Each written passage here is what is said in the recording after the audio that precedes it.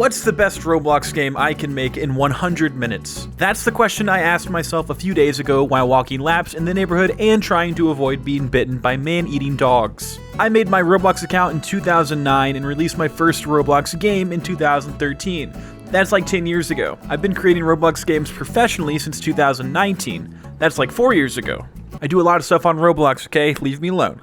Leave me alone. I was writing out a very long paragraph to read here, but then I realized that's boring, so instead, let's just get into it and see what happens. Step 1, turn on some dope tunes. Drown out the sound of your despair. Whoa! Step 2, make a fresh project file in Visual Studio Code. Step 3, make an empty base plate and start the timer, baby. Ka-chow! Going into this challenge, I didn't really know what I wanted to make, but I knew it would have to be something simple, so I was thinking an obby. I wasn't positive what that was going to look like, but I knew I wanted 50 players in a circle, sprinting, double jumping, and randomly generated obstacles. The first thing I wanted to set up, unsurprisingly, was the file that would actually begin new matches and handle the players in the matches. I quickly realized that the easiest way to accomplish what I wanted was with a little on-screen UI. It literally just says, "A game will begin in," with a number. That's it. As it turns out, to make video games, you do a ton of UI coding, so this wasn't that hard. Especially since I am dope as f***. When you're speedrunning, you don't really think too much about what you're naming stuff. In hindsight, New Player Service and Lobby Menu both could have had better names. But you live and you learn,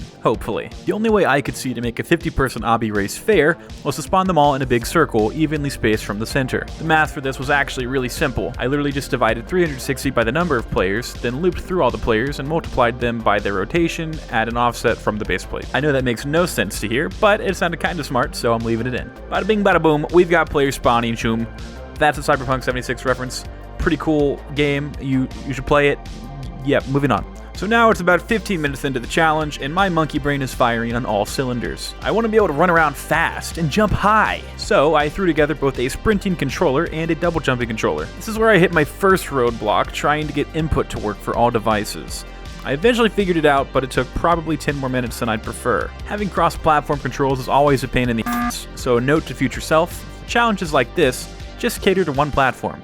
Don't worry about them all. Quickly after overcoming that first roadblock, I hit my second roadblock, which ended up wasting a huge amount of time. Oh no. Weirdly, in all my time making Roblox games, I've never had to make a double jumping system. I'm certainly capable of doing so, but it would require some experimentation and definitely a fair amount of Googling. I did not have time for either of those things, so instead, I screwed around making an incredibly jank system for about 25 minutes. Eventually, I came to the conclusion, hey, this is super jank, and I'm most definitely reinventing the wheel here.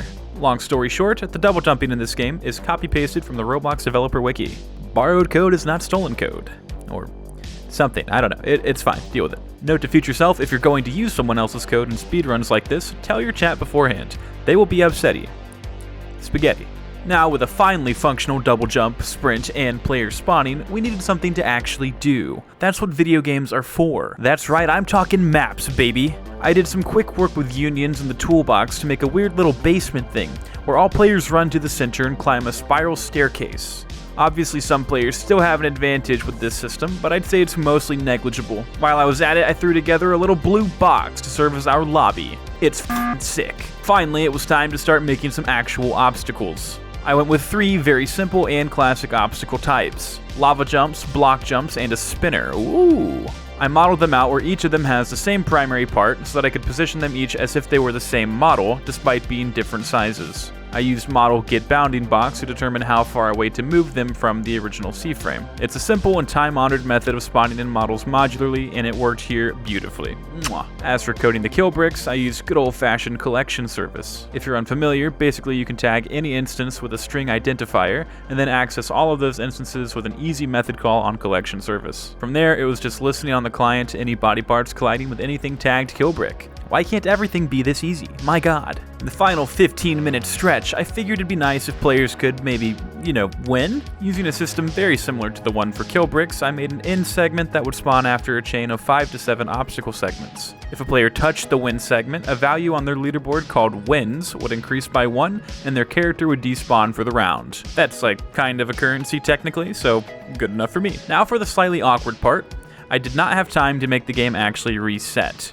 So if you want to play more than once, you have to rejoin the entire experience. I think there's maybe a universe where we can view this as a feature instead of a bug, but I don't have the brain power right now to try and convince you, so take that however you would like. Reflection time. This was a pretty fun challenge. After 100 minutes, I ended up with a really but functional, randomly generated 50-player obby royale. It's interesting how having a time limit like this amplifies the number of mistakes you make. For example, in an actual project, I would have always completed the core gameplay loop before adding any amount of fluff. What that means in this case is you'd actually be able to play the game loop consistently before I went and added 3 different obstacle types. I think if I changed my approach slightly, I could have also made a much better game. I'm mostly talking about using the toolbox as free assets. If I didn't spend any of my time modeling and didn't waste time trying to code a system that I know code already exists for, I would have been able to focus more on the fun features. Overall, I think I could dramatically improve the experience I make if I were to try this challenge again. Let me know what you thought about this. Would you want to see me try this again? If so, what game would you want me to try and make? I can't wait to see some ridiculous suggestions for that, so go ahead and knock yourself out. I'd appreciate a like and a subscribe if you're feeling generous.